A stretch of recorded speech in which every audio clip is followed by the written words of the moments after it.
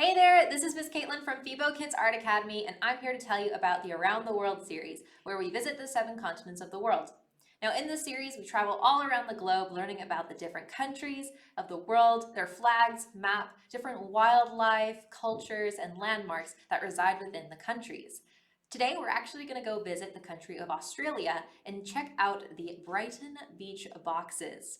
Now, this is just a little sample, a little taste of how our Around the World projects might usually go, and I want to go ahead and share that with you now.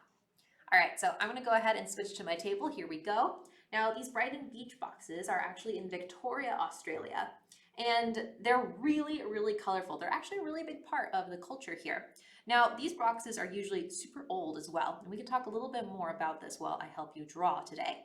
So I'm going to help you draw out this picture, but you're going to have a lot of room for creativity for what you want to put on your bathing box. They're usually super colorful, lots of different designs, and they look absolutely stunning because there's a lot of them on the beach. For this project, you're going to need some watercolor paper, something that can handle watercolor, like Bristol paper if you've got it. You're also going to need watercolors, a pencil, eraser, and a Sharpie, or some kind of permanent marker. Without further ado, I'm going to set my stuff off to the side here, and we can go ahead and begin. So let's get that piece of watercolor paper out. I have mine underneath here, ta-da.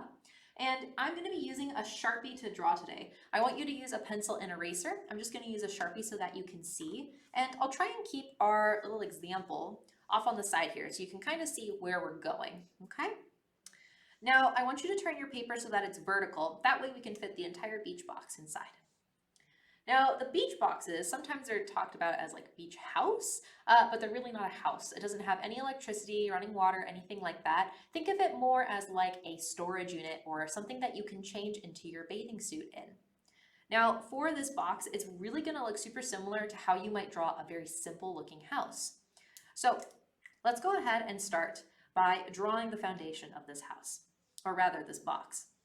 So you're gonna draw 2 straight lines. We want them to be the same size. And you can go ahead and draw the bottom. We want this to be really big because this is our main subject today. And then you can draw a roof. If you want to use a ruler to make your lines super duper straight, you can totally do that. We want to copy those lines we made for the roof on top. And then close it off. Okay, now sometimes you'll find the bathing box just like this resting on the sand, but a lot of times it will kind of be suspended just slightly above. So we're going to draw 3 little sets of number 11. You're going to draw a long horizontal line. You're going to make essentially a very skinny looking rectangle down below. Now, this is where it kind of gets creative for you because all these different boxes, they look really similar to each other, but they're ever so slightly different, like the positioning of their doors or where it might open up to have like a window. So you can decide where you want your door to be. Just make sure it's probably about this big. It should take up a good majority of the space of the front part of this box. I'm going to have like 2 doors that are kind of shut like this, and then they can open up. So that means I'm going to draw a really, really big square at first here. If you want, you could even draw your door open and you can kind of look inside and see, what do you have inside this beach box. What people do is they will store maybe their beach items here. Sometimes people will really deck them out on the inside. But it's really kind of up to whoever the owner is. Now, there was a purpose for these beach houses. They're actually quite old. They go back to the 1860s. Now, a really long time ago, people had really different sensibilities about, what you could wear and kind of where you can wear it. For example, in Australia during this time, in this area, you couldn't change into your suit at the beach. You also couldn't walk around the streets in like your beach clothes. So their solution was to create these bathing boxes or, beach boxes of sorts so that people could change in privacy and also just have a place to put all their stuff. And they've lasted up till today, which is kind of amazing. Now you can add other details, like you could add kind of like a little ventilation area here just so that the inside isn't totally cut off. You could add a little window here and there. But because these beach boxes are so old and they're actually kept in their original condition, there's a lot of upkeep. So owners will have to make sure that their beach box is painted really well, that everything is stable on the inside. Even though there's a lot of upkeep, they look absolutely stunning. And again, it's a really big part of the culture and kind of history. Now for the design on my beach house that I've made here, or my bathing box, I've created different stripes, but you could do whatever kind of designs you want.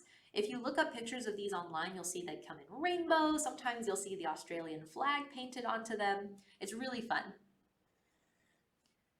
There's lots of different kinds of rainbow patterns you can do. You could do vertical stripes even. So you can get super creative with how you want this to look. I'm just going to draw in some stripes really quickly here. Go all the way down. Now, besides with the fact that these bathing boxes are quite old, and that being a factor of upkeep, it's also because they're placed right on the beach. The beach offers some pretty harsh weather conditions, like a lot of wind, lots of sand, water everywhere. So there's a lot of wear and tear that goes into maintaining one of these guys. Now you can add in some neighbors on the side here. You can see we've got a couple of neighbors on our picture. I'll add them in, but you can choose to just have the focus solely be on your beach box. I'll leave that decision in your hands. I'll draw them in just so that my picture matches what I've made. Oh, I'm going to scoot over a little bit. Left-handed, I didn't want to move this too much for you. All right, and then we just need a ground line, kind of where like the beach would end and we start seeing, some trees. So I'm going to draw in a horizontal line in the back here, hop over that beach house. And we don't have to get too detailed on the trees in the back. You can just draw some curved lines along the top here. If you want, you can even draw birds kind of flying away. And as for what you can put down in the sand, that's going to be up to you as well. In our original picture, we have 2 beach towels, but you could put beach towels, you could put your flip-flops, you can put like your beach bag, maybe some sandcastle tools, or maybe a sandcastle in and of itself. Again, that's going to be up to you. And when you're done drawing everything in that you want to have, you can begin to color. In our picture here, I outlined everything with a Sharpie or a permanent marker, and then I filled in completely with watercolor. So it'll look something kind of like this when you're done. I'll do some of the coloring with you. I'll fill in the beach box with you, but I'll leave the rest of the coloring of the surrounding area in your hands today. So I'm going to go ahead and take off my watercolor, get a brush all nice and ready. And I'm going to create the same rainbow that we have here in our picture. So I did the roof with a red color. So I'll get my brush nice and wet with water, and I will paint that in. I'll do this kind of quickly, but you can take your time. There's no rush. You can pause the video if you're trying to follow these instructions. Or again, you can just go and create colors on your own and fill things in how you like. All right, I think I want some other colors of stripes. Again, I have like orange and yellow. I have a couple of cool colors in there. I'll go with the yellow-orange next and do those stripes. This is kind of important if you're going to do stripes like I am. A lot of these colors are going to be next to each other while the paint is still wet.